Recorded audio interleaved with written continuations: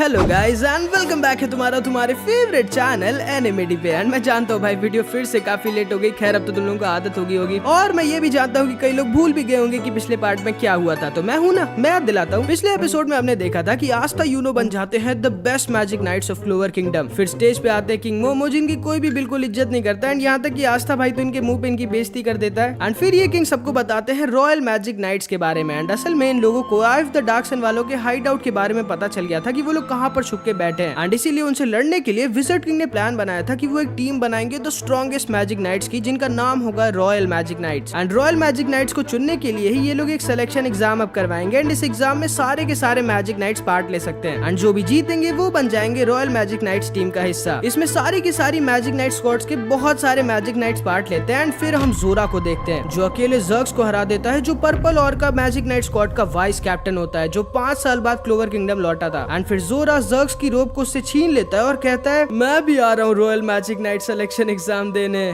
Wizard king. And असल में ये भी जा रहा है royal magic knight selection exam देने, जबकि ये एक मैजिक नाइट नहीं है। एंड ये ऐसा क्यों कर रहा है ये अभी हमें आगे पता चलेगा। फिर हम देखते हैं सारे के सारे मैजिक नाइट्स खड़े होते हैं royal magic knight selection exam के लिए। ओए क्लॉस मिमोसा, हाँ आस्था, हाँ क्या हुआ, तुम्हारा चेहरा क्यों लाल है मिमोसा? वो मुझे टमाटर बहुत पसंद है ना, इसलिए। हारने के लिए तैयार हो ना आस्था? वो तो वक्त ही बताएगा यू नो। ओए पास्ता, आज मैं तुमको हरा के रहूंगा, आस्था नाम है मेरा। एंड फिर इधर हम फिनरल को देखते हैं जिसने अपनी हेयर स्टाइल चेंज कर ली थी। अरे कौन हो तुम, और तुमने ब्लैक बुल्स की रोब क्यों पहनी है बे? हाँ मैं फिनरल हूँ यार, तुम दोनों का सीनियर। तुम दोनों गधों के अलावा कोई पूरी दुनिया में ऐसा नहीं होगा जो मुझे नहीं पहचानेगा। ये कौन है, मैग्मा सेंपाई? और हाँ एक ये भी। एंड फिर इधर हम नोएल को देखते हैं जिसके सामने उसका भाई सॉलिड आ जाता है। तुम्हारी हिम्मत कैसे हुई एग्जाम में आने की नोएल, वापस लौट जाओ। एंड नोएल थोड़ा सा डर जाती है, लेकिन तभी इसे कैप्टन वर्मिलियन की बात याद आ जाती है। याद रखना नोएल, तुम्हें ये प्रूव करना होगा कि तुम्हारी मम्मी ने कोई गलत डिसीजन नहीं लिया था। तुम्हें बहुत ही ज्यादा स्ट्रॉन्ग बनना होगा। एंड नोएल पहली बार हिम्मत करके अपने भाई को मना कर देती है एंड फिर वहाँ से चली जाती है। एंड फिर हम देखते हैं कि ये सारे के सारे मैजिक नाइट्स एक साथ खड़े होते हैं। एंड ऊपर से आ जाते हैं विज़र्ड किंग और क्लोवर किंगडम के किंग। स्वागत है आप सबका royal magic knight selection exam में। बिना किसी देरी के मैं तुम सबको एग्जाम के रूल्स बता देता हूँ। अब सारे के सारे मैजिक नाइट्स को 3-3 लोगों की टीम में बांटा जाएगा और एक एक मैजिक क्रिस्टल दिया जाएगा। फिर 2 टीमें आपस में लड़ेंगी और जिसका भी क्रिस्टल टूट जाएगा वो हार जाएगा।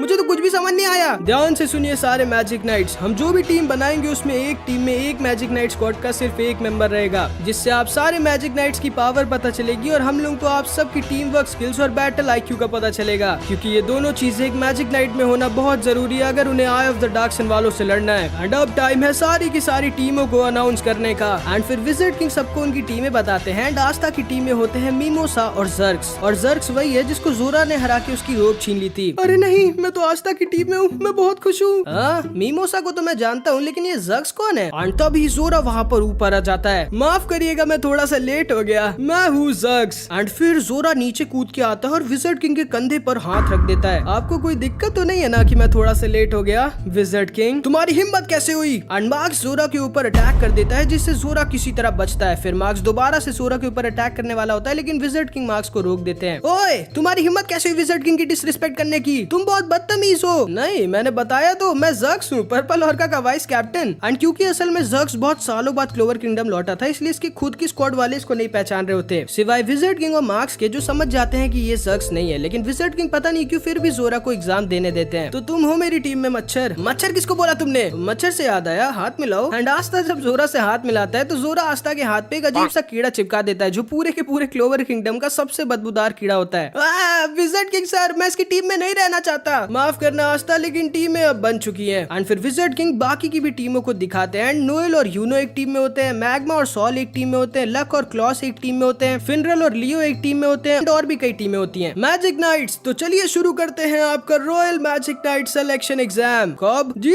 Wizard king sir. एंड फिर कॉब के टेलीपोर्टेशन मैजिक से ये सारे के सारे लोग आ जाते हैं royal magic knight selection exam की जगह पर। वाह ये कितना बड़ा है। अब आप सबका एग्जाम स्टार्ट होगा और आप सबकी टीमें एक दूसरे से लड़ेंगी। फिर जीतने वाली टीम दूसरी जीतने वाली टीमों से लड़ेगी और जो टीम टीम हार जाएगी वो टीम बाहर, और जो भी टीम एक भी राउंड नहीं हारेगी वो बन जाएगी इस एग्जाम की विनर। एंड नोएल देखती है कि उसका पहला मैच ही उसके भाई के साथ था। एंड फिर फिनरल अपने भाई लांग्रिस को देखता है और ये भी इस एग्जाम को देने आया था। एंड फिनरल इससे नहीं लड़ना चाहता था क्योंकि वो जानता था कि वो अपने छोटे भाई को नहीं हरा सकता। एंड आस्था को तो बस इंतजार होता है यूनो के साथ लड़ने का। एंड अब स्टार्ट होता है इन लोगों का royal magic knight selection exam. पहली फाइट होती है आस्था की टीम और इन तीनों के बीच। एंड ये सारे लोग भी वहाँ पर आस्था, नोएल, फिनरल, लक और मैग्मा को सपोर्ट करने आए थे जिन्होंने एग्जाम में पार्ट नहीं लिया था सिवाय यामी सर के जिनका पेट खराब था। मुझे तो कुछ दिख ही नहीं रहा, मैं चीयर कैसे करूंगी और अपने प्रिंस को कैसे देखूंगी। एंड इसीलिए चार्मी जाके विजिट किंग की गोद में बैठ जाती है। एंड फिर स्टार्ट होता है इन दोनों का मैच। आस्था हारना मत, इन तीनों को छोड़ना मत आस्था। एंड फिर हम देखते हैं इन लोगों की फाइट स्टार्ट हो जाती है। जाओ मच्छर लड़ो। क्या बोला तुमने? आस्था मेरे हिसाब से अभी हमें प्लान बनाना चाहिए, हमें पता करना होगा कि अपोनेंट टीम का प्लान क्या है। लेकिन तभी अचानक से एक अटैक आके आस्था के क्रिस्टल पर लग जाता है। ये क्या इतना जल्दी? एंड इन तीनों ने साथ में मिलकर आस्था की टीम के क्रिस्टल के ऊपर अटैक करना स्टार्ट भी कर दिया था क्योंकि इनकी टीम में एक आदमी था जो इन तीनों की लोकेशन आराम से छुपकर पता कर सकता था और वो इन दोनों की इनकी एग्जैक्ट लोकेशन बता रहा था। एंड ये दोनों अपने मैजिक को कंबाइन कर साथ में अटैक कर रहे थे। अरे नहीं, हमें जल्दी कुछ करना होगा। मिमोसा, ज़ग्स। अरे एंड तभी आस्था और मिमोसा देखते हैं कि जोरा वहीं पर सो गया था। भाई ये इसका कोई प्लान है क्या? यकीन नहीं होता, उनकी टीम में एक आदमी सो गया है। अभी टाइम है, तुम दोनों पूरी पावर के साथ अटैक करो। एंड आस्था को समझ नहीं आ रहा था कि अब वो क्या करे, लेकिन तभी मिमोसा अपना प्लांट मैजिक यूज करती है और इनको भी इन तीनों की लोकेशन पता चल जाती है। एक हमारे बहुत पास है आस्था और बाकी दो वहाँ पीछे हैं जिनके पास उनका क्रिस्टल है। एंड तभी दोबारा से इन लोगों का अटैक इनकी तरफ आता है, लेकिन आस्था अपनी की का यूज कर इनके अटैक को रोक देता है। ये कैसे हो सकता है? अरे वाह, मुझे तो वो अटैक दिखा भी नहीं था। आस्था हमारे पास अब और कोई ऑप्शन नहीं है, अब हम दोनों को एक साथ मिलकर उन लोगों के क्रिस्टल के पास जाना होगा और उनके क्रिस्टल को तबाह करना होगा। मैं हमारे क्रिस्टल को लेकर तुम्हारे पीछे चलती हूँ और तुम्हें हील करती रहती हूँ और तुम उनके अटैक को रोकते रहो जब तक हम उनके क्रिस्टल के पास नहीं पहुँच जाते। और जब हम उनके क्रिस्टल के पास पहुँच जाएंगे तब हम मिलकर उनके क्रिस्टल को तबाह कर देंगे। वाह, ये प्लान तो मस्त है मिमोसा, तुम तो कमाल हो।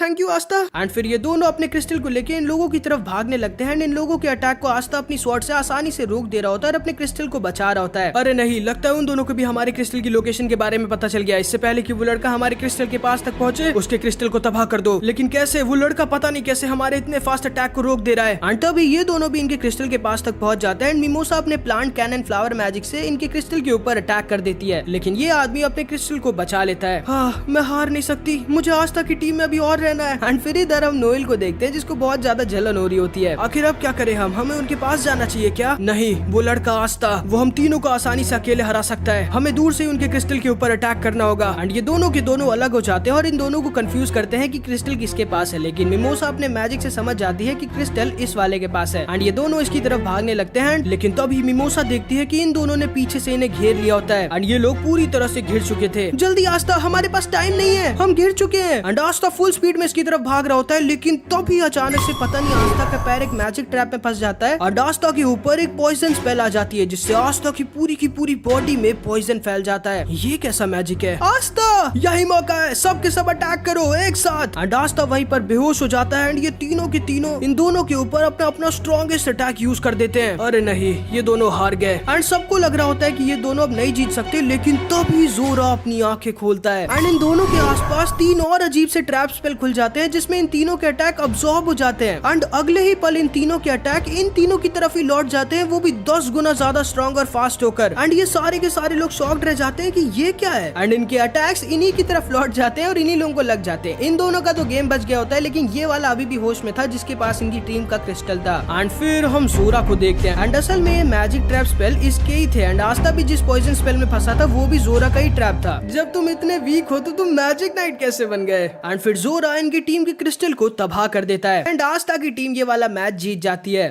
बहुत अच्छे मच्छर, हमारी जीत का थोड़ा बहुत क्रेडिट तो तुम्हें भी मिलना चाहिए। अगर तुम मेरे ट्रैप में ना फंसे होते तो वो सारे तुम पर अटैक ना करते और मेरे दूसरे ट्रैप में ना फंसते। एंड अब आस्था गुस्से में इसको पकड़ लेता है। आखिर तुम अपने टीममेट के साथ ऐसा कैसे कर सकते हो? क्या फर्क पड़ता है, तुम जीत तो गए ना। और मेरा कॉलर कैसे पकड़ा तुमने?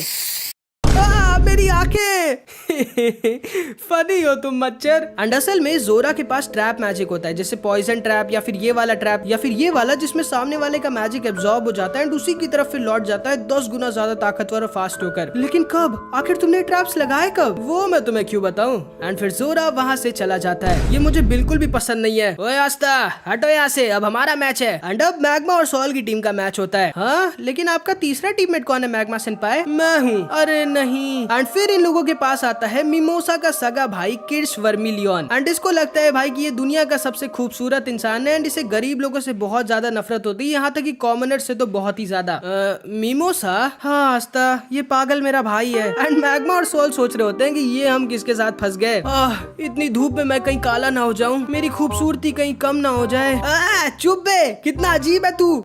मुझे पता है कि तुम मेरी खूबसूरती से जल रहे हो, कोई बात नहीं, ये कोई नई बात नहीं है। ओह मिमोसा, मैं कैसा लग रहा हूँ आज बताओ ना। एक गधा चाहे जितने भी अच्छे कपड़े पहन ले भैया, लेकिन वो गधा ही रहता है। चलो मत मुझसे मिमोसा। लेकिन जैसे ही किर्च आस्था को देखता है वो एकदम गुस्सा हो जाता है। यकीन नहीं होता मेरी बहन को तुम्हारे जैसे बदसूरत और गरीब इंसान की टीम में जाना पड़ा। मेरे सामने से हट जाओ, मैं तुम्हें देख भी नहीं सकता। भैया ये वाला मैच आप जरूर जीतेगा। ओ मिमोसा, तुम कितनी अच्छी छोटी बहन हो, तुम चाहती हो कि तुम्हारा बड़ा भाई ये मैच जीत जाए। हाँ, ताकि अगले मैच में मैं और आस्था आपकी बैंड बजा सके।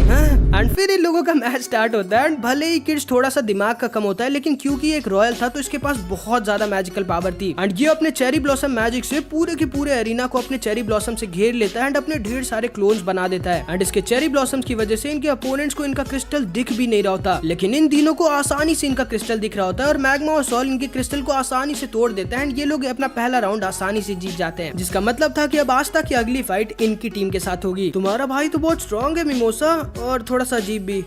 क्या नाम था तुम्हारा? कीड़े। तैयार हो ना अपने अगले मैच में मसले जाने के लिए? नहीं, मेरा नाम कीड़ा नहीं, मेरा नाम आस्था है। इसके बाद मैच होता है फिनरल और लियो की टीम का। एंड फिनरल क्योंकि आस्था के साथ ट्रेनिंग और फाइट्स में लड़ लड़कर बहुत ही ज्यादा फास्ट और एक्यूरेट हो चुका था, तो इनकी टीम भी आसानी से फिनरल के टेलीपोर्टेशन मैजिक की वजह से जीत जाती है। एंड फिनरल अब सच में काफी ज्यादा स्ट्रॉन्ग हो चुका था। यकीन नहीं होता ब्लैक बुल स्क्वाड में कितना कमाल का टेलीपोर्टेशन मैजिक यूजर है। बहुत अच्छे फिनरल सेनपाई। एंड फिर मैच होता है लांगरिस का, जो फिनरल का छोटा भाई था और गोल्डन डॉन का वाइस कैप्टन। एंड पता नहीं क्यों लेकिन इसको फिनरल से बहुत ज्यादा नफरत होती है। अब मैं तुम्हें दिखाता हूँ भैया की असली पावर क्या होती है। एंड ये वाला मैच लांगरिस और सेक्के का होता है। इनके अपोनेंट इनके क्रिस्टल को एक बहुत ही ज्यादा स्ट्रॉन्ग आयरन बेल के अंदर डाल देता है। एंड जैसे इनका मैच स्टार्ट होता है, लांगरिस सेक्के की मैजिक बाइट पे बैठ के इनके क्रिस्टल के पास पहुंच जाता है। एंड असल में इसके पास भी फिनरल की तरह टेलीपोर्टेशन मैजिक ही होता है, लेकिन ये खुद नहीं टेलीपोर्ट हो सकता, ये चीजों को टेलीपोर्ट करके स्पेस में कहीं पर गायब कर सकता है। एंड ये आसानी से एक बार में इनके आधे क्रिस्टल को बीच से गायब कर देता है। एंड भाई सच में इसका मैजिक बहुत ही ज्यादा स्ट्रॉन्ग और खतरनाक होता है, क्योंकि ये अगर चाहे तो इंसानों को बीच से आधा काट के कहीं पर टेलीपोर्ट कर दे, मतलब समझ रहे हो, इंसान खत्म। एंड कई लोग तो ये भी कहते हैं कि लांगरिस कई कैप्टन्स को हराने की ताकत रखता है अगर वो पूरे ध्यान से ना लड़े। एंड क्योंकि ये लोग ये मैच जीत गए होते हैं, इसका मतलब होता है कि अगली फाइट होगी लांगरिस और फिनरल के बीच। मेरे रास्ते में मत आना भैया,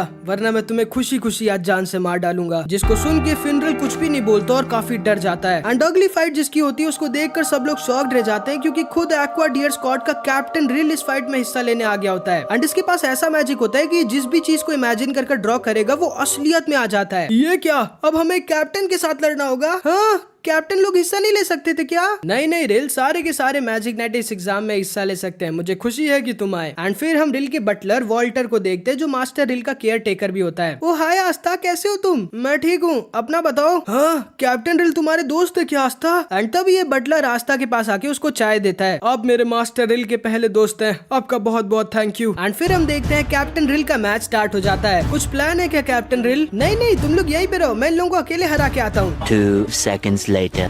बचाओ मुझे। हाँ, ये सच में कैप्टन है। एंड ये सारे के सारे लोग कंफ्यूज हो जाते हैं कि रिल जब इतना वीक है तो वो एक कैप्टन कैसे है, सिवाय विज़र्ड किंग के, जो रिल की असली पावर को जानते हैं। एंड फिर ये दोनों रिल के ऊपर अटैक कर देते हैं। एंड जैसे ही रिल इनके अटैक को देखता है, इसको ड्राइंग करने का मन करता है। एंड रिल अपनी ड्राइंग से एक फायर और वाटर अटैक बना देता है, जो असलियत में आ जाता है। एंड ऑब्वियसली क्योंकि ये कैप्टन है तो इसकी मैजिकल पावर बहुत ही ज्यादा स्ट्रॉन्ग है। एंड ये अपने अटैक से इन तीनों को एक ही बार में हरा देता है एंड इनका क्रिस्टल टूट जाता है। एंड इनकी टीम ये मैच जीत जाती है। अगला मैच होता है लक और क्लॉस का। और भाई तुम लोग तो जानते होगे ये कितना मरता है लड़ने के लिए। लक, हमें एक टीम बनाकर सामने वालों को हराना होगा। तुम दोनों बनाओ टीम, मैं तो अकेले उन तीनों की बैंड बजा दूंगा। पागल हो क्या? एंड फिर हम इनकी टीम के तीसरे member Blue Rose knight squad के मेंबर पूली को देखते हैं। यकीन नहीं होता, एक पागल लड़का, एक चश्मिश, ये कैसी टीम में आ गई मैं। एंड फिर इन तीनों का मैच स्टार्ट हो जाता है। एंड मैच स्टार्ट होते ही सामने वाले इनके ऊपर अटैक कर देते हैं। क्लॉस किसी तरह इनकी क्रिस्टल को बचाता है एंड ये दूसरा वाला तब तक वहां पर आ जाता है और उनकी क्रिस्टल के ऊपर अटैक कर देता है, लेकिन लक इसके अटैक को किसी तरह रोक देता है। एंड फिर लक इन तीनों के ऊपर अटैक कर देता है एंड क्लॉस अपने अटैक से एक आदमी को बहुत ज्यादा इंजर्ड कर देता है। ये दोनों की दोनों टीम एकदम टक्कर की थी। इसके बाद मुझसे लड़ाई करोगे क्या तुम? पागल हो क्या? और उस क्रिस्टल का ध्यान रखो। ठीक है गाइस, अब हमारे प्लान के मुताबिक अटैक करने का टाइम आ चुका है। तो अभी पुली इनके क्रिस्टल को लेकर उड़ जाती है एंड अपने एंजल विंग से इन तीनों के ऊपर अटैक कर देती है। अभी लक इनके क्रिस्टल की तरफ पूरी पावर से चार्ज कर देता है, लेकिन तभी ये आदमी बीच में आ जाता है। तुम्हारे जैसा बच्चा मेरे रहते इस क्रिस्टल को नहीं तोड़ सकता। लेकिन लक एक बार में इसके साथ साथ इनके क्रिस्टल को तोड़ देता है एंड ये लोग भी अपना पहला मैच जीत जाते हैं, जिसका मतलब था कि सेकंड राउंड में लक और रेल आपस में लड़ेंगे। एंड अब टाइम होता है फर्स्ट राउंड के लास्ट मैच का, जिसमें इस तरफ होते हैं नोएल और यूनो और इधर होते हैं नोएल का भाई सॉलिड और एल्केडोर, जिसको यूनो से बहुत ज्यादा नफरत होती है। अभी भी टाइम है, भाग जाओ नोएल। लेकिन नोएल लड़ने के लिए तैयार थी एंड फिर इन दोनों की फाइट स्टार्ट हो जाती है। तुम दोनों इसे प्रोटेक्ट करो, मैं उनके क्रिस्टल को तबाह करके आता हूँ। नहीं, मैं भी तुम्हारे साथ चलूंगी। लेकिन तभी यूनो देखता है कि ये तीनों की तीनों एक साथ अपने मैजिक को कंबाइन करके इनके पास पहुंच भी चुके थे। अरे नहीं, वो सारे के सारे एक साथ अपने क्रिस्टल को वहाँ सेफली छोड़कर हमारे क्रिस्टल को तबाह करने आ गए। आज मैं तुम्हें सबक सिखाऊंगा नोएल। और तभी इनकी टीम का ये मेंबर इनके ऊपर फायरबॉल से अटैक कर देता है, जिससे नोएल अपने वाटर बैरियर से अपने क्रिस्टल और अपनी टीम को बचाती है। और तभी यूनो अपने मैजिक से इनके मैजिक वेसल को तबाह कर देता है एंड एल्केडोर अपने सैंड मैजिक से नोएल के वाटर बैरियर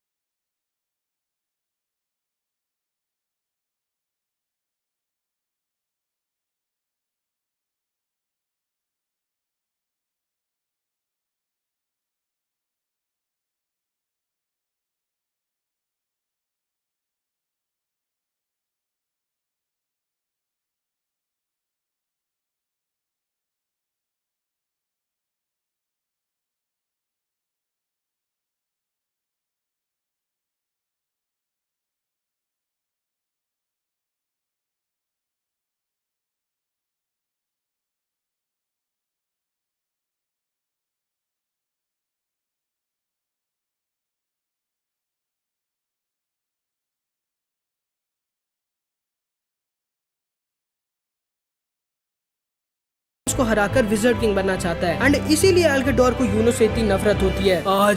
आज मैं तुम्हें नहीं छोड़ूंगा यूनो। एंड एल्केडोर अपना strongest magic mighty sand soldier का यूज करता है। बेल, पीछे जाओ। क्या तुम बिना मेरी पावर किसे हराना चाहते हो यूनो? एंड फिर इधर हम सॉलिड को देखते हैं जो कंटिन्यू नोएल पर अटैक कर रहा होता है। सॉलिड, क्या कर रहे हो तुम? हमारा प्लान उनके क्रिस्टल को तबाह करने का था। लेकिन तभी अचानक से इसके ऊपर एक बहुत ही बड़ा मशरूम निकल आता है एंड ये नीचे आकर गिर जाता है और बेहोश हो जाता है। एंड ये असल में नोएल और यूनो के तीसरे टीममेट एन का मैजिक होता है कि वो एक बार जहाँ पर टच कर ले वो वहाँ पर कभी भी मशरूम उगा सकता है और उसको कंट्रोल भी कर सकता है। एंड फिर इधर हम देखते हैं नोएल और सॉलिड इनकी टीम के क्रिस्टल के पास पहुंच जाते हैं। तुम सोच भी कैसे सकती हो नोएल कि तुम मेरे रहते मेरे क्रिस्टल को छू भी पाओगी? लेकिन नोएल कुछ भी नहीं बोलती। आओ फिर शुरू करे।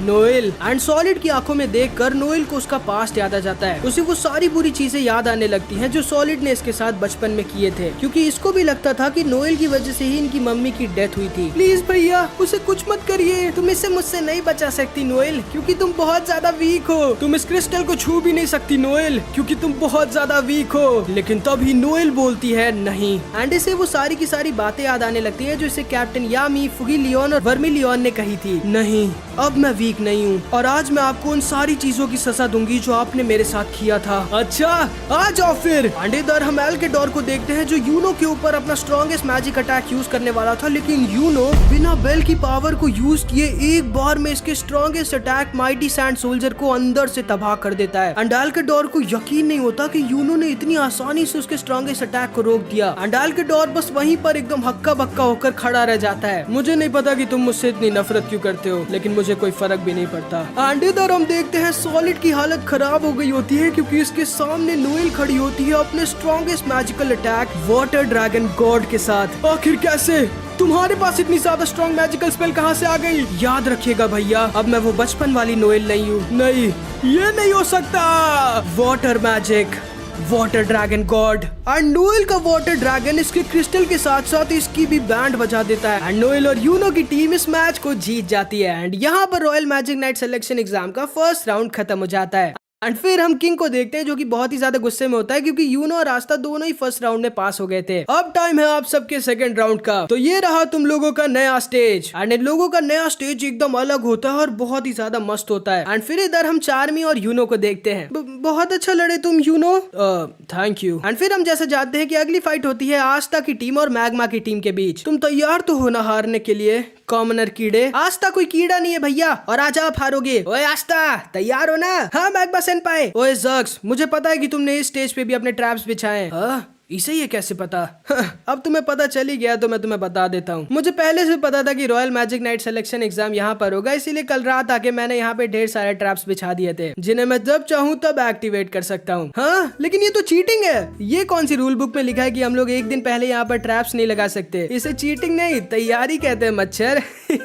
वो आस्था जब गुस्सा होता है तो कितना क्यूट लगता है। अच्छा कम से कम हमें तो बता दो कि तुम्हारे ट्रैप्स कहाँ हैं। नहीं, तुम दोनों को लड़ने की जरूरत ही नहीं है, मैं अकेला ही उन सबको हरा सकता हूँ। तुम दोनों बस इस लड़की के पागल भाई का कुछ इलाज करो। एंड फिर हम देखते हैं इनका मैच स्टार्ट हो जाता है एंड जैसे इनका मैच स्टार्ट होता है किड्स फिर से पूरे के पूरे एरिना को अपने चेरी ब्लॉसम मैजिक से घेर लेता है। हमें जल्दी कुछ करना होगा, वो लोग आते ही होंगे। भैया की ये स्पेल बहुत ही ज्यादा स्ट्रॉन्ग है, आखिर क्या करें हम? लेकिन अब बारी होती है आस्था भाई की अपना कमाल दिखाने की। एंड पिछली बार की तरह आस्था अपने अंदर अपनी स्वॉर्ड से अपने एंटी मैजिक को भरने लगता है। ये कैसी मैजिकल पावर निकल रही है आस्था के पास से? एक मिनट, ये मैजिक नहीं है। एंड आस्था अपने अंदर बहुत सारा एंटी मैजिक भर लेता है एंड दोबारा से हाफ डीमन फॉर्म में आ जाता है। आस्था अपने हाफ डीमन फॉर्म में ब्लैक स्नेक का यूज करता है और पूरे के पूरे एरिना से किड्स के चेरी ब्लॉसम मैजिक को खत्म करने लगता है। अरे नहीं, ये मच्छर किड्स के मैजिक के साथ साथ मेरे भी सारे ट्रैप्स को खत्म कर रहा है। ये कैसी अजीब सी पावर है? एंड आस्था अपने एंटी मैजिक से पूरे के पूरे एरिना से किड्स के चेरी ब्लॉसम मैजिक के साथ साथ जोरा के सारे ट्रैप्स भी खत्म कर देता है। ओए मच्छर, तुमने जानते हो तुमने क्या किया है? हाँ ज़र्क्स, मैं अच्छे से जानता हूँ मैंने क्या किया है। एंड इधर हम यूनो को देखते हैं। आस्था तो सच में बहुत स्ट्रांग हो गया है, लेकिन कोई बात नहीं, आज तुम मुझसे नहीं जीतोगे। आस्था तो दिन पर दिन बहुत ज्यादा स्ट्रांग होता जा रहा है। क्या मतलब? तुम जानते हो तुमने मेरे सारे के सारे मैजिक ट्रैप्स गैप कर दिए। सही कहा, जिसका मतलब है कि अब हम सब साथ में मिलके एक टीम की तरह लड़ेंगे। चलो अब जल्दी से एक प्लान बनाओ ज़र्क्स। उसकी क्या जरूरत है? फिर से अपने डीमन फॉर्म में जाओ और हरा दो सबको। नहीं नहीं नहीं, मैं एक दिन में सिर्फ एक बार अपने डीमन फॉर्म में जा सकता हूँ। चलो अब जल्दी से एक प्लान बनाओ। ये लड़का सच में पागल है। ठीक है, सुनो मेरा प्लान। एंड फिर इधर हम किड्स को देखते हैं जो अकेले इन तीनों को हराने के लिए आ गया होता है। ठीक है, मैं सेंस कर सकता हूँ मिमोसा हमारी क्रिस्टल की तरफ जा रही है। ज़र्क्स उधर है, लेकिन वो कीड़ा कहाँ पर है? उसके पास मैजिक है ही नहीं, इसलिए मैं उसे सेंस ही नहीं कर पा रहा। ओए मिमोसा के भाई, वो रहा कीड़ा। इधर आओ मेरे पीछे, अगर तुम्हारे बम में दम है तो। ये लड़का कितना बेवकूफ है, इसे शायद पता नहीं है कि मैं एक रॉयल हूँ और मैं आसानी से इसके ट्रैप मैजिक को देख सकता हूँ। एंड तभी किड्स अपने चेरी ब्लॉसम क्लोन्स का यूज करता है और जोरा के सारे ट्रैप्स को खत्म कर देता है। अरे नहीं, अब कहाँ बच के जाओगे तुम गरीब कीड़े। एंड किड्स आस्था की तरफ आगे बढ़ने लगता है, लेकिन तभी एक दूसरे ट्रैप में गिर जाता है। अरे मैं इस ट्रैप को क्यों नहीं सेंस कर पाया? क्योंकि ये कोई मैजिक ट्रैप नहीं है गधे, बल्कि ये एक असली ट्रैप है जो इस मच्छर ने खोदा है। क्या? जाओ मच्छर, तुम्हारा शिकार वहाँ नीचे है। एंड फिर अब क्योंकि किड्स के पास कहीं भागने की जगह नहीं होती, इसलिए आस्था भाई इसकी बढ़िया से बैंड बजा देता है। ठीक है, एक तो गया, अब बचे वो दोनों। एंड फिर इधर हम मिमोसा को देखते हैं जो सॉल से लड़ रही होती है। एंड इनका क्रिस्टल असल में सॉल के इसी गोलम के अंदर होता है, लेकिन मिमोसा इसे हरा नहीं पाती और सॉल इसे अपने मड ट्रैप मैजिक में पकड़ लेती है। तुम तो सच में बहुत चालाक हो ज़र्क्स, और तुम सच में एक जानवर हो। मतलब 5 मिनट में इतना बड़ा गड्ढा कोई कैसे खोद सकता है? लेकिन तभी हम मैग्मा को देखते हैं जो भागते हुए इनके क्रिस्टल की तरफ आ जाता है। ओए आस्था, तैयार हो? आ जाइए मैग्मा सेनपाई। ऐसी बात है, तुम्हारी हिम्मत है तो मेरे इस नए अटैक को रोक के दिखाओ। एंड मैग्मा आस्था के क्रिस्टल के ऊपर अटैक कर देता है एंड आस्था इसके अटैक को रोकने की कोशिश करता है, लेकिन मैग्मा की फायरबॉल अचानक से गायब हो जाती है एंड आस्था की क्रिस्टल पर लग जाती है। हाँ, ये कैसा अटैक है? ये मेरा नया अटैक है आस्था, डिसअपियरिंग फायरबॉल, जो गायब हो जाती है और अपनी डायरेक्शन खुद ही चेंज कर देती है। ये तो बहुत ही खतरनाक अटैक है। ओए मच्छर, 2 मिनट, बस 2 मिनट के लिए इसको रोक के रखो, तब तक मैं अपना ट्रैप स्पेल तैयार कर लूंगा। ठीक है। एंड मैग्मा दोबारा से आस्था के ऊपर अपने डिसअपियरिंग फायरबॉल से अटैक करता है, जो पास पहुंच के गायब हो जाती है एंड आस्था की क्रिस्टल पर कहीं भी जाकर लग जाती है। आखिर कैसे रोकूं मैं इसे? से। एंड इधर हम देखते हैं सॉल जमीन के रास्ते से किड्स के पास पहुंच जाती है और इसे उठा देती है। एंड इधर मैग्मा आस्था के क्रिस्टल को अपने डिसअपीयरिंग फायरबॉल से बस तोड़ ही चुका होता है, लेकिन तभी आस्था समझ जाता है कि अगर उसे मैग्मा की फायरबॉल को रोकना है तो उसे बहुत ही ज्यादा कंसंट्रेट कर अपनी की का यूज करना होगा। एंड स्टार्टिंग में तो आस्था को थोड़ी दिक्कत होती है, लेकिन आस्था फाइनली किसी तरह मैग्मा के अटैक को रोक देता है। अरे हाँ, अब मैं समझ चुका हूँ, अब आओ मैग्मा सेनपाई। एंड फिर स्टार्ट होती है आस्था और मैग्मा की खतरनाक बैटल। वाओ, मैं भी वहाँ जाकर लड़ना चाहता हूँ। लेकिन तभी हम देखते हैं किड्स होश में आ जाता है और वो वहाँ पर ऊपर आ जाता है। अरे नहीं, एक अटैक और हमारा क्रिस्टल टूट जाएगा। ओए मच्छर, किड्स को संभालो। एंड आस्था बिना कुछ सोचे किड्स की तरफ चला जाता है, लेकिन तभी मैग्मा इनके क्रिस्टल के ऊपर फिर से अटैक कर देता है। लेकिन अब तक जोरा का ट्रैप तैयार हो चुका था एंड जोरा अपने ट्रैप को अपने क्रिस्टल के ऊपर लगा देता है। एंड इसका ट्रैप मैग्मा के अटैक को एब्जॉर्ब कर उसको 10 गुना ज्यादा फास्ट और स्ट्रॉन्ग कर मैग्मा की तरफ भेज देता है। एंड मैग्मा बेचारा अपने खुद के डिसअपीयरिंग फायरबॉल अटैक को नहीं रोक पाता एंड वहीं पर बेहोश हो जाता है। अरे वाह, मेरा अटैक तो कमाल है। एंड इधर हम किड्स को देखते हैं, इसको भी जोरा अपने ट्रैप मैजिक में फंसा देता है। एंड आस्था एक और बार किड्स की बैंड बजा देता है, लेकिन तभी अचानक से सॉल वहाँ पर आ जाती है जो इनके क्रिस्टल को बस तबाह करने वाली होती है। अरे नहीं, लेकिन तभी मिमोसा अपने प्लांट कंट्रोल मैजिक से सॉल के गोलम को अपने कंट्रोल में कर लेती है। एंड सॉल का गोलम इनके क्रिस्टल को बाहर निकाल देता है, जिसको आस्था तबाह कर अपनी टीम को जिता देता है।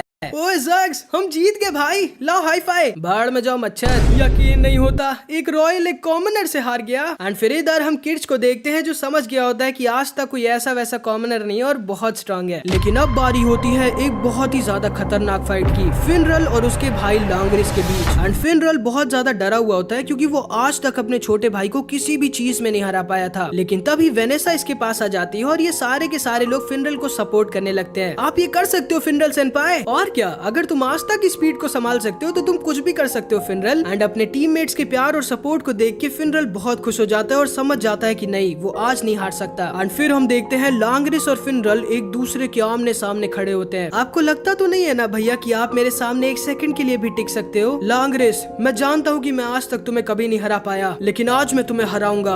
वो तो अभी पता चल जाएगा भैया। एंड फिर इन लोगों की फाइट स्टार्ट हो जाती है। लियो, हैमन, मैं हमारे क्रिस्टल को प्रोटेक्ट करता हूँ, तुम दोनों जाके उनके क्रिस्टल को तबाह करो। एंड तभी हैमन अपने ग्लास मैजिक का यूज करता है और जान जाता है कि उनका क्रिस्टल कहाँ पर छुपा हुआ है। एंड इधर हम लांगरिस और सेक्के को देखते हैं जो फुल स्पीड में इनके क्रिस्टल की तरफ आ रहे होते हैं। एंड फिनरल इन दोनों को उनके क्रिस्टल के पास अपने टेलीपोर्टेशन मैजिक का यूज कर भेज देता है। एंड फिर इधर हम लांगरिस को देखते हैं जो बहुत ही ज्यादा गुस्से में होता है। आज मैं तुम्हें नहीं छोड़ूंगा भैया। एंड फिर हम लांगरिस और फिनरल के पास्ट को देखते हैं। फिनरल की मम्मी असल में बचपन में ही खत्म हो गई थी। फिर फिनरल के पापा ने एक दूसरी औरत से शादी कर ली थी, जिसके साथ उनका एक और बेटा पैदा होता है, लांगरिस। बचपन से ही लांगरिस फिनरल से हर चीज में बहुत ज्यादा अच्छा था, चाहे वो लड़ाई हो या फिर पढ़ाई। फिनरल के पास बहुत ही ज्यादा वीक टेलीपोर्टेशन मैजिक था, जिससे वो बस इधर से उधर जा सकता था। लेकिन वहीं लांगरिस के पास बहुत ही ज्यादा खतरनाक और स्ट्रॉन्ग अटैक टेलीपोर्टेशन मैजिक था। फिनरल की सौतेली माँ ने कभी भी फिनरल से प्यार नहीं किया और वो हमेशा अपने बेटे लांगरिस की ही तारीफ करती रहती थी। और फिनरल के पापा भी हमेशा फिनरल को बहुत ही ज्यादा वीक होने के लिए डांटते रहते थे और लांगरिस को बहुत ज्यादा प्यार करते थे। भैया कितना वीक है ना माँ। हाँ लांगरिस, तुम इससे हर चीज में बहुत ज्यादा अच्छे हो, ये किसी काम का नहीं है, ये कभी भी इस फैमिली का हेड नहीं बन सकता। एंड फिनरल को भले ही अंदर से बहुत ज्यादा दुख होता था, लेकिन फिर भी ये इन सबको अपनी फैमिली की तरह ही मानता था। एंड फिर एक दिन इनके घर में आती है फिनेस, किंग मोमो की सगी भांजी। एंड असल में इनकी फैमिली के अगले लीडर यानी फिनरल या लांगरिस में से जो अगला लीडर बनेगा उसकी इसके साथ शादी होनी थी। हाँ, भैया तो इतना वीक है कि वो इस फैमिली का कभी अगला लीडर नहीं बन सकता, मतलब इसकी शादी मुझसे ही होगी। एंड हाँ, ये बात सच होती है कि लांगरिस बहुत ही ज्यादा स्ट्रॉन्ग था और फिनरल बहुत वीक, लेकिन फिनरल बहुत ही ज्यादा काइंड और अच्छा इंसान था और इसीलिए लांगरिस के मम्मी पापा के अलावा कोई भी लांगरिस को पसंद नहीं करता था। सबके सब फिनरल को ही ज्यादा पसंद करते थे, यहाँ तक कि फिनेस को भी फिनरल ही ज्यादा पसंद था और वो इससे ही शादी करना चाहती थी। एंड इसीलिए लांगरिस को फिनरल से बहुत ज्यादा चिढ़ होती थी। उसे समझ में नहीं आता था कि जब फिनरल इतना ज्यादा वीक है तो सब आखिर उससे लांगरिस से ज्यादा क्यों पसंद करते हैं। एंड चाहे लांगरिस जितनी भी बुरी तरह से फिनरल के साथ बर्ताव करे, वो हमेशा वापस एक अच्छे बड़े भाई की तरह आ जाता था। एंड लांगरिस को समझ में नहीं आता था कि आखिर क्यों फिनरल उससे नफरत क्यों नहीं करता है। लेकिन फिर एक दिन फिनरल से और ज्यादा नहीं सहा जाता और वो पता नहीं क्यों लेकिन अपनी फैमिली को छोड़कर भाग जाता है एंड ब्लैक बुल्स ज्वाइन कर लेता है। आज मैं तुम्हें नहीं छोड़ूंगा भैया,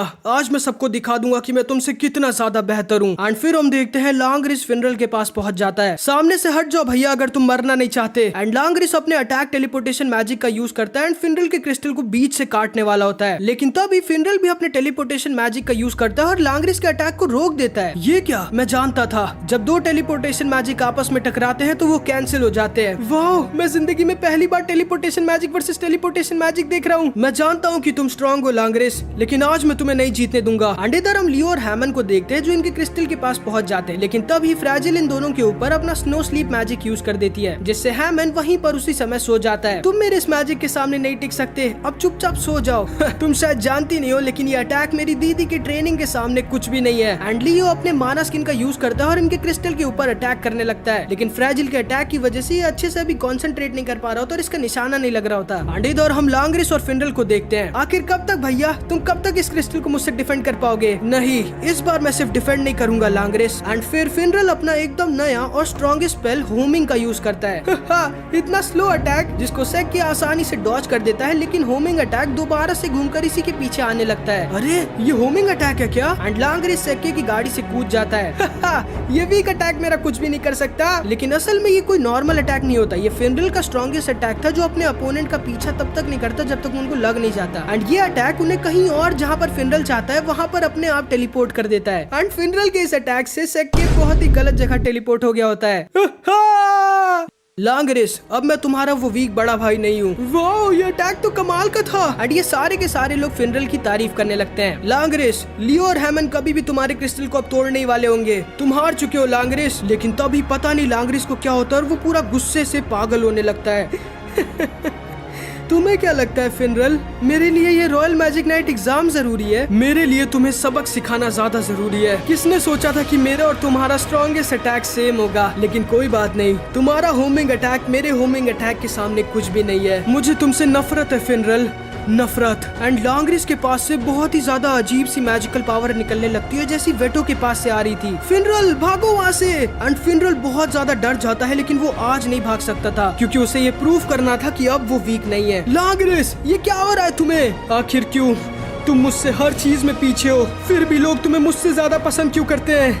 तुम वीक हो, वीक। एंड लांग्रेस अपना स्ट्रॉन्गेस्ट अटैक फिनरल की तरफ छोड़ देता है एंड फिनरल भी अपना स्ट्रॉन्गेस्ट अटैक लांग्रेस की तरफ छोड़ देता है। लेकिन फिनरल अपने भाई को हर्ट नहीं करना चाहता था। दोनों के ही अटैक एक बराबर स्ट्रॉन्ग होते हैं एंड आपस में टकराने वाले होते हैं, लेकिन फर्क सिर्फ इतना होता है कि फिनरल का एम लांग्रेस के अटैक को रोकना था, लेकिन लांग्रेस का फिनरल को मारना। इन दोनों के अटैक आपस में टकराते हैं एंड एक बहुत ही बड़ा धमाका होता है। एंड इधर हम देखते हैं लियो किसी तरह लांग्रेस के क्रिस्टल को तोड़ देता है, लेकिन ठीक 1 सेकंड पहले फिनरल का क्रिस्टल टूट चुका था। एंड फिर इधर हम फिनरल को देखते हैं जो लांग्रेस के अटैक की वजह से बहुत ज्यादा इंजर्ड हो गया था। लांग्रेस इस मैच को जीत गया था, लेकिन तब भी लांग्रेस के मन को अभी तसल्ली नहीं मिली थी। वो अपने भाई को और ज्यादा इंजर्ड करना चाहता था और लांग्रेस दोबारा से फिनरल के ऊपर अटैक करने वाला होता है, लेकिन इससे पहले कि वो अपना हाथ हिलाता, आस्था मैग्मा और लक ने लांग्रेस को घेर लिया था। भाई क्या करना चाह रहे हो तुम? हिल के तो दिखाओ जरा, इसे हम मार डाले क्या? एंड पूरी की पूरी ब्लैक बुल स्क्वाड वहाँ पर थी, जिनके रहते लांग्रेस अब एक उंगली तक नहीं लगा सकता था फिनरल को। लेकिन फिनरल की हालत अब बहुत ही ज्यादा खराब हो गई थी और विज़र्ड किंग और डॉक्टर ओमेन भी वहाँ पर आ जाते हैं। आखिर कैसे?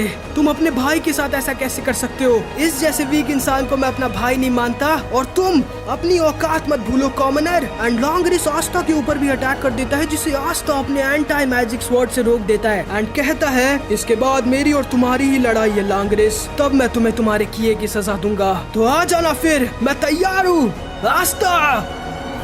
उनके पहला मैच होता है आस्था की टीम और मैग्मा की टीम के बीच एंड जोरा की चालाकी की वजह से आस्था ये वाला मैच भी जीत जाता है। लेकिन फिर मैच होता है फिनरल और उसके भाई लांग्रेस का एंड लांग्रेस को फिनरल से बहुत ज्यादा नफरत होती है एंड लांग्रेस फिनरल को हरा देता है एंड फिनरल को बहुत ही ज्यादा इंजर्ड कर देता है। एंड भले ही लांग्रेस इस मैच को जीत गया था, लेकिन फिर भी इसके मन को तसल्ली नहीं मिली थी एंड ये दोबारा से फिनरल पर अटैक करने वाला था, इसे और ज्यादा इंजर्ड करने के लिए। लेकिन इससे पहले कि ये अपना हाथ हिलाता, आस्था, लक और मैग्मा ने लांग्रेस को घेर लिया था। भाई क्या करना चाह रहे हो तुम? हिल के तो दिखाओ जरा, इसे हम मार डाले क्या? एंड फिर तुरंत ही वहाँ पर विज़र्ड किंग, डॉक्टर ओमेन और बाकी की ब्लैक बुल स्क्वाड भी आ जाती है एंड फिनरल की हालत बहुत ज्यादा खराब होती है एंड डॉक्टर ओमेन तुरंत ही इसका इलाज स्टार्ट कर देते हैं। आखिर कैसे? तुम अपने खुद के भाई के साथ ऐसा कैसे कर सकते हो? ये वीक इंसान मेरा भाई होना डिजर्व नहीं करता। और तुम ब्लैक बुल्स वाले अपनी औकात मत भूलो, भूलो मत, तुम्हारे सामने गोल्डन डॉन का वाइस कैप्टन लांग्रेस खड़ा है। मुझे फर्क नहीं पड़ता कि तुम कौन हो और तुम कितने ज्यादा स्ट्रॉन्ग हो, तुमने मेरे दोस्त फिनरल को मारा है, इसीलिए अब मैं तुम्हें छोड़ूंगा नहीं। क्या बोला तुमने? एंड लांग्रिस आस्था के ऊपर अपने अटैक टेलीपोर्टेशन मैजिक से अटैक कर देता है, लेकिन भाई आस्था एक बार में अपने एंटी मैजिक स्वॉर्ड से इसके अटैक को खत्म कर देता है। आखिर ये हो क्या रहा है? मुझे पता था कि वाइस कैप्टन लांग्रिस थोड़े गुस्से वाले हैं, लेकिन आज तो इन्होंने हद ही पार कर दी। अगला मैच मेरा और तुम्हारा ही है लांग्रिस, तब मैं तुम्हें तुम्हारे किए की सजा दूंगा। तब तक क्यों रुकना है? अभी आओ ना, अभी शुरू करते हैं हम हमारा सेमीफाइनल। आस्था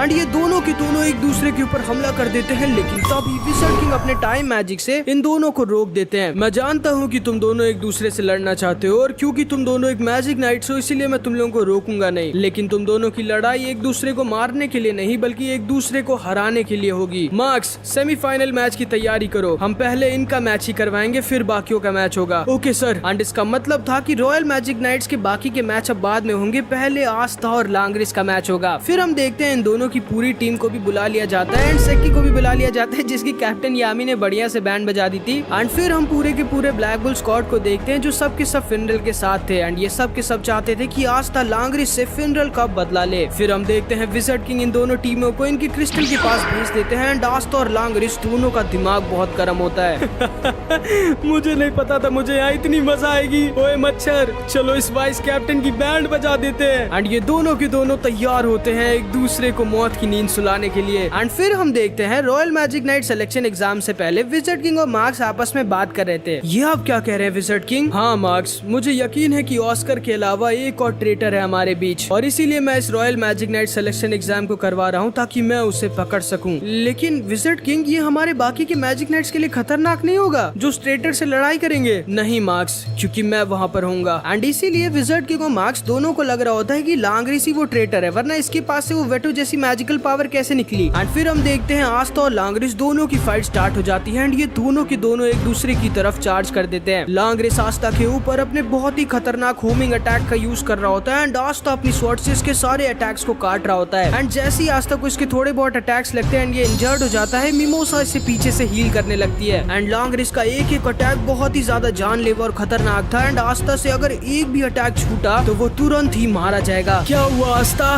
डर लग रहा है? एक असली मैजिक नाइट मौत से नहीं डरता। लांग्रिस, तुम एक असली मैजिक नाइट नहीं हो, ना ही वो लूजर है। एक असली मैजिक नाइट वो होता है जो कि सबसे ज्यादा स्ट्रॉन्ग होता है, जो कि मैं हूँ। एंड तभी लांग्रिस बहुत सारे होमिंग अटैक से एक बार में आस्था पर अटैक कर देता है।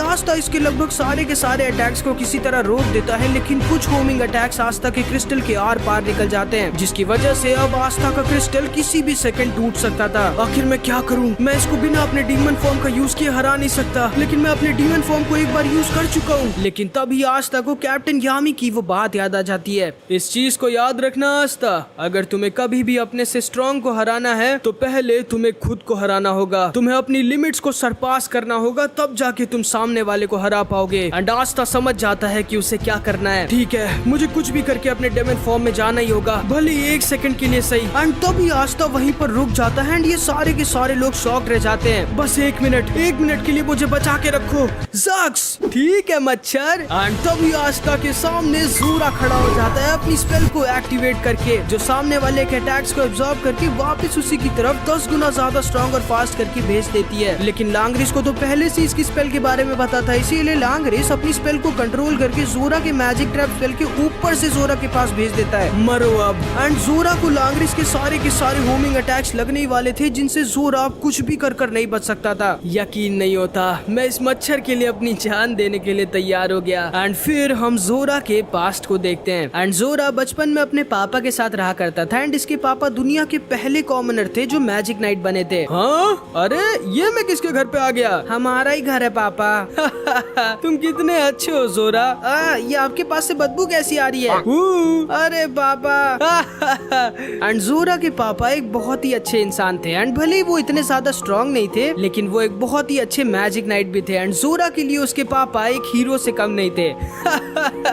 बाप रे, आज का मिशन बहुत ही खतरनाक था ज़ोरा, लेकिन आज मेरा पहला दोस्त बना और उसका नाम जूलियस था, लेकिन वो बहुत ही ज्यादा स्ट्रॉन्ग और कमाल का था, और उसके पास टाइम मैजिक था। एंड असल में ज़ोरा के पापा यहाँ पर विज़र्ड किंग की बात कर रहे होते हैं। वो भले ही बहुत स्ट्रॉन्ग था, लेकिन मैं उससे हारूंगा नहीं और बहुत सारे लोगों की मदद करूंगा। लेकिन अगले दिन ज़ोरा के पापा एक मिशन में मारे जाते हैं। ज़ोरा बहुत ज्यादा रोता है और उसको यकीन नहीं होता कि उसका हीरो मारा गया, लेकिन फिर वो देखता है कि जोरा के पापा के कब्र के पास उनकी स्क्वाड के 2 मैजिक नाइट्स आते हैं। शायद ये लोग मेरे पापा के दोस्त हैं, लेकिन तभी ये लोग इसके पापा की कब्र पर लात मारने लगते हैं। साला कॉमनर मैजिक नाइट बनेगा। मुझे तो चिढ़ थी इस कॉमनर से, अपनी जान की परवाह किए बिना लोगों को बचाने के लिए कूद जाता था। अब तो मर गया ना, अच्छा हुआ इसके साथ।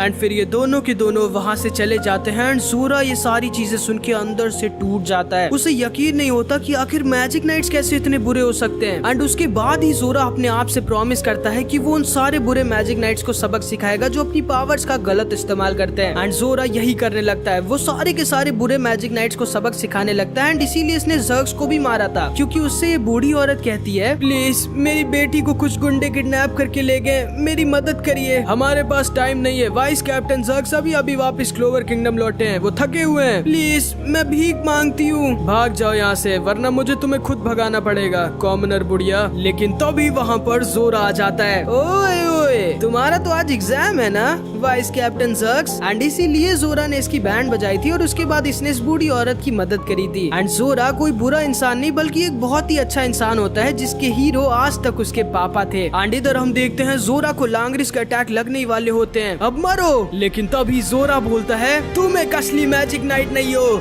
लांग्रिस। एंड भाई जोरा ने अपने ऊपर एक ट्रैप स्पेल लपेट के रखी थी, ये क्या। एंड जोरा अपनी इस ट्रैप स्पेल से लांग्रिस के सारे अटैक्स को एब्जॉर्ब करके वापस लांग्रिस की तरफ 10 गुना ज्यादा स्ट्रॉन्ग और फास्ट करके भेज देता है। ये तो कमाल की मैजिकल पावर है। एंड ये सारे के सारे लोग शॉक्ड रह जाते हैं। एंड लांग्रिस के सारे अटैक्स जाके लांग्रिस को ही लग जाते हैं। एंड एक बहुत ही बड़ा ब्लास्ट होता है, लेकिन लांग्रिस को एक खरोच तक नहीं आती। एंड अब फिर से लांग्रिस के अंदर से वही बहुत ही ज्यादा अजीब और बहुत ही ज्यादा स्ट्रॉन्ग मैजिकल पावर निकलने लगती है, जैसी वेटो के पास से आ रही थी। ये क्या, ये मैजिकल पावर ये वाइस कैप्टन लांग्रिस की नहीं है, विज़र्ड किंग। मैं असली मैजिक नाइट नहीं हूँ, मेरी पावर देखो, तुम सारे के सारे मिलके भी एक साथ मुझे नहीं हरा सकते।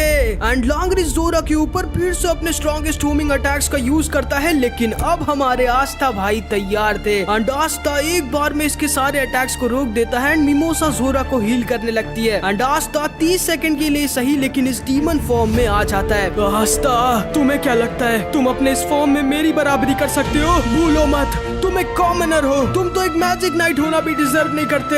हाँ, मैं जानता हूँ कि तुम एक रॉयल हो और मैं एक कॉमनर, और हम कॉमनर्स तुम नोबल्स जितने स्ट्रॉन्ग नहीं होते। लेकिन क्या तुम जानते हो कि इसीलिए हम कॉमनर्स बहुत ज्यादा मेहनत करते हैं एक मैजिक नाइट बनने के लिए, तुम लोगों को हराने के लिए नहीं, बल्कि तुम लोगों के साथ लड़ने के लिए, लोगों की मदद करने के लिए। जिसको सुन के जोरा को उसके पापा की याद आ जाती है। आस्था, तुम एक कीड़े हो, तुम मुझे नहीं हरा। लेकिन अगले ही पल लांग्रिस को पता भी नहीं चलता एंड वो हवा में था। भाई ये क्या, मेरा मैजिक क्यों नहीं बाहर आ रहा? एंड आज तो लांग्रिस को लेकर उसके डीमन फॉर्म में उड़ गया होता है। भाई याद रखना मुझे, लांग्रिस। एंड आस्था लांग्रिस के ओवर कॉन्फिडेंस के साथ साथ इसके क्रिस्टल को भी तोड़ देता है, लेकिन उसी एग्जैक्ट मोमेंट पे आस्था का भी क्रिस्टल लांग्रिस के अटैक की वजह से टूट जाता है। एंड इन दोनों का मैच टाई हो जाता है, मतलब ये दोनों के दोनों royal magic knight selection exam से बाहर। एंड फिर इधर हम जोरा को देखते हैं जो जोर जोर से हंसने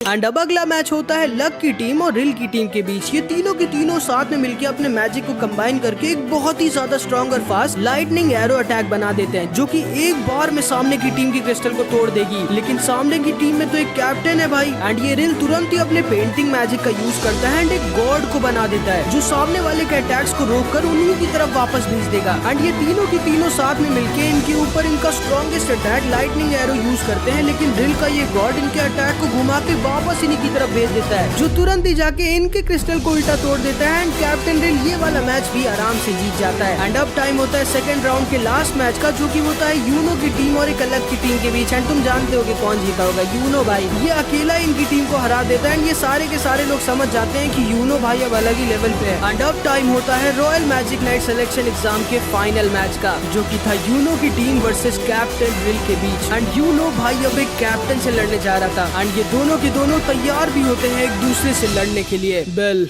अब टाइम आ चुका है फुल पावर का। ओके यूनो, क्या ये लड़का अभी तक की अपनी फुल पावर तक यूज नहीं कर रहा था? एंड फिर इधर हम आस्था को देखते हैं, जो अब जाके होश में आता है।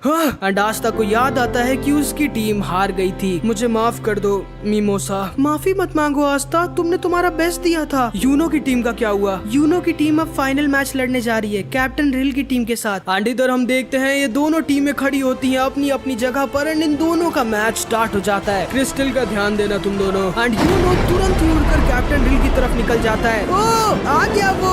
यूनो, मैं इधर हूँ, हमें चलना चाहिए। हाँ चलो। एंड ये दोनों के दोनों यूनो की क्रिस्टल की तरफ निकल जाते हैं उसको तोड़ने के लिए। एंड इधर हम देखते हैं यूनो और कैप्टन रिल की फाइट स्टार्ट हो जाती है। कैप्टन रिल फिर से अपने इस गॉड को ड्रॉ कर देता है, जो यूनो के अटैक को एब्जॉर्ब करके वापस इसी की तरफ भेज देता है, जिसे यूनो अपने विंड टॉर्नेडो मैजिक का यूज कर रोकता है। एंड इधर हम देखते हैं नोएल अपने क्रिस्टल को इन दोनों से बचाने के लिए अपने वाटर बैरियर मैजिक का यूज करती है। एंड फिर इधर हम कैप्टन रिल को उसके क्रिस्टल के साथ देखते हैं, जिसका पीछा अभी यूनो कर रहा होता है। Wind magic, tornado fang, lightning magic, light ray, wind magic, moon sickle, rock magic, rock bed. And इन दोनों की फाइट कमाल की हो रही होती है, लेकिन यूनो तो भाई खाली विंड मैजिक यूज कर सकता था, वही कैप्टन रिल जो मन करे वो मैजिक यूज कर सकता था। Bell, wind magic, wind arrows. And captain रिल को इस फाइट में बहुत मजा आ रही होती है। यूनो अपनी फुल स्पीड में आ जाता है and captain reel ice magic का यूज कर एक आइस टावर पे चढ़ जाते हैं एंड ऊपर अपने मैजिक से लैंड माइन्स लगा के नीचे कूद जाता है। जैसे यूनो वहाँ ऊपर पहुँचता है, एक बहुत ही बड़ा ब्लास्ट होता है एंड तुरंत ही कैप्टन रिल यूनो को अपने फायर वाटर ट्रैप मैजिक से पकड़ लेता है। हाँ, मुझे तो लगा था कि तुम और ज्यादा स्ट्रॉन्ग हो यूनो। एंड तब भी यूनो इसके ट्रैप को अपने विंड टॉर्नेडो मैजिक से तोड़ देता है। एंड अब यूनो थोड़ा सा गुस्सा होता है, क्योंकि रिल इस फाइट को सीरियसली नहीं ले रहा होता। Wind magic, wind eagle, rock magic, rock bed. हाँ, ये हमारे सारे अटैक्स को तो रोक दे रहा है। यूनो, तुम थोड़े स्ट्रॉन्ग अटैक्स यूज कर सकते हो क्या? मुझे मेरी मास्टरपीस बनानी है। एंड असल में इसका सपना होता है एक मास्टरपीस पेंटिंग बनाने का, जो कि ये तभी बना सकता है जब इसका सामने वाला अपोनेंट बहुत ही ज्यादा स्ट्रॉन्ग हो। एंड यूनो समझ जाता है कि वो ऐसे कैप्टन रिल को नहीं हरा सकता। बेल, टाइम आ चुका है। हाँ, ओके यूनो। एंड फिर हम देखते हैं यूनो अपना स्ट्रॉन्गेस्ट अटैक यूज करता है। एंड अगर तुमको लाड्रोस याद होगा तो तुम्हें याद होगा कि कैसे लाड्रोस फायर स्पिरिट के साथ मिलके एक डेमी गॉड बन गया था। एंड वही चीज यूनो बेल के साथ करने वाला होता है एंड बेल के साथ एक होकर एक डेमी गॉड बनने वाला होता है। आस्था, ध्यान से देखो मुझे, मैं अब तुमसे कितना ज्यादा स्ट्रॉन्ग हूँ। एंड बेल के साथ कंबाइन होकर यूनो अपने स्ट्रॉन्गेस्ट फॉर्म स्पिरिट डाइव में ट्रांसफॉर्म हो जाता है एंड एक डेमी गॉड बन जाता है। बाप रे, इतनी ज्यादा मैजिकल पावर। अच्छा हुआ इसकी लड़ाई मुझसे नहीं हुई। आ जाओ यूनो। विंड स्पिरिट मैजिक, विचर magic, spirit storm, dragon rich. And इन दोनों की सुपर स्ट्रॉन्ग अटैक्स आपस में टकरा जाते हैं एंड भाई साहब इतनी ज्यादा मैजिकल पावर इनके अटैक से निकल रही होती है, जितना इन सारे लोगों ने आज तक अपनी जिंदगी में नहीं देखा था। एंड इधर हम आस्था को देखते हैं, जो कि बहुत ही ज्यादा दुखी होता है, क्योंकि वो इस समय कैप्टन रिल की जगह होना चाहता था एंड वो चाहता था यूनो के साथ फाइनल में लड़ना, ये देखने के लिए कि सच में अब ज्यादा स्ट्रॉन्ग कौन है। नहीं, आज मैं नहीं हार सकता। एंड यूनो अपनी फुल पावर का यूज करने लगता है। ठीक है, मैं भी फिर अपनी फुल पावर का यूज करूंगा। एंड फिर कैप्टन रिल भी अपनी फुल पावर का यूज करने लगता है एंड यूनो को अब थोड़ी दिक्कत होने लगती है, क्योंकि रिल है तो एक कैप्टन ना। एंड इन दोनों का अटैक इतना ज्यादा स्ट्रॉन्ग होता है कि ये पूरा का पूरा माउंटेन तोड़ देते हैं। लेकिन भाई तभी रिल का जो क्रिस्टल इसके बगल में था, वो रिल की इतनी ज्यादा स्ट्रॉन्ग मैजिकल पावर को झेल नहीं पाता एंड वो टूट जाता है। हाँ? ये क्या हो गया? एंड भले ही कैप्टन रिल की गलती की वजह से ही सही, लेकिन यूनो एक कैप्टन को हरा के इस royal magic knight selection exam को जीत जाता है। बेचारा रिल। एंड इस तरह यूनो और नोएल की टीम बन जाते हैं इस royal magic knight selection exam के विनर। एंड नोएल भले ही दिखाती नहीं है, लेकिन अंदर से बहुत ज्यादा खुश होती है। एंड इधर हम बेचारे रिल को देखते हैं जो रो रहा होता है, लेकिन तभी इसके पास वॉल्टर आ जाता है और इसे थोड़ा समझा बुझा कर खुश कर देता है, क्योंकि आखिरी में है तो ये बच्चा ही। एंड फिर हम विजर्ड किंग को देखते हैं। बहुत अच्छे यूनो, नोएल और एन, कांग्रेचुलेशंस, तुम लोग हो इस एग्जाम के विनर। और हाँ, आप लोग चिंता मत करिए क्योंकि आप लोग हार गए। हारने का मतलब ये नहीं कि आप रॉयल मैजिक नाइट अब नहीं बन सकते। अभी मैं और मेरी पूरी टीम मिलके आप लोगों की फाइट के हिसाब से डिसाइड करेंगे और आप सारे लोगों में से कुछ लोगों को रॉयल मैजिक नाइट टीम में चुनेंगे, जिसको सुन के ये सारे के सारे लोग बहुत खुश हो जाते हैं। एंड इधर हम आस्था को देखते हैं जो बहुत ज्यादा दुखी होता है एंड तभी इससे मिलने क्लॉस, यूनो और नोएल आ जाते हैं। लेकिन यूनो बिना कुछ बोले ही बस आस्था को देखकर वहाँ से जाने लगता है। लेकिन तभी आस्था बोलता है, ओ यूनो, भले ही आज तुम जीत गए लेकिन मैं बनूंगा द विज़र्ड किंग सपने में। एंड फिर यूनो वहाँ से चला जाता है। एंड भाई जो कहो, इन दोनों से अच्छे राइवल्स मैंने आज तक नहीं देखे। नारुतो और सास्के भी इनकी टक्कर के नहीं थे, मैं मजाक नहीं कर रहा। एंड फिर इधर हम जोरा को देखते हैं जो वहाँ से जा रहा होता है, लेकिन तभी विज़र्ड किंग इसे पीछे से रोक देते हैं। तुम जा क्यों रहे हो? मैंने और मेरी टीम ने डिसाइड किया है कि हम तुम्हें रॉयल मैजिक नाइट टीम में लेना चाहते हैं। क्या मजाक कर रहे हो विज़र्ड किंग? मैं जानता हूँ कि आप जानते हो मैं ज़क्स नहीं हूँ। हाँ सही कहा, मैं जानता हूँ कि तुम ज़क्स नहीं हो जोरा। जिसको सुन के जोरा एकदम शॉक्ड रह जाता है कि इनको कैसे पता है मेरे बारे में। एंड फिर विज़र्ड किंग इसको बताते हैं, बहुत सालों पहले मेरा एक दोस्त बना था जिसने मेरी जान बचाई थी और वो हमेशा अपने ही बेटे के बारे में मुझसे बात करता रहता था जिसका नाम था जोरा। एंड जोरा इसको सुनकर शॉक्ड रह जाता है कि भाई विज़र्ड किंग को उसके पापा याद है एंड उन्होंने एक बार विज़र्ड किंग की जान बचाई थी। तुम जब चाहो तब एक मैजिक नाइट बन सकते हो जोरा, तुम्हारे लिए ये दरवाजा हमेशा खुला रहेगा। एंड फिर हम देखते हैं जोरा वहाँ से चला जाता है एंड यहाँ पर हमारा पार्ट 17 का पार्ट 2 खत्म हो जाता है। आई होप कि तुमको वीडियो अच्छी लगी होगी। अब नेक्स्ट पार्ट में तब अपलोड करूंगा जब इस वीडियो पे वही 10,000 कमेंट्स आ जाएंगे। एंड इस बार मैं वादा नहीं करूंगा कि अगला पार्ट कब आएगा, क्योंकि पता नहीं क्यों लेकिन मेरा बार बार वादा टूट जाता है। लेकिन हाँ, वीडियो जल्दी आएगी और बहुत ही कमाल की होगी, इसका मैं वादा कर सकता हूँ। और हाँ, मेरे सच में एग्जाम्स चल रहे हैं, मैं झूठ नहीं बोल रहा। पता नहीं तुम लोगों को क्यों लग रहा है मैं झूठ बोल रहा हूँ, पता नहीं कैसे घटिया कॉलेज में मैं पढ़ाने से ज्यादा तो ये लोग एग्जाम्स लेते हैं। बट एनीवेज, इस वीडियो में इतना ही। और हाँ, अगर तुम लोग ने अभी तक ये वाली वीडियो नहीं देखी है तो जाके देखो यार, क्या कर रहे हो। अब मिलते हैं अगली वीडियो में, तब तक के लिए अपना ख्याल रखना। Bye bye.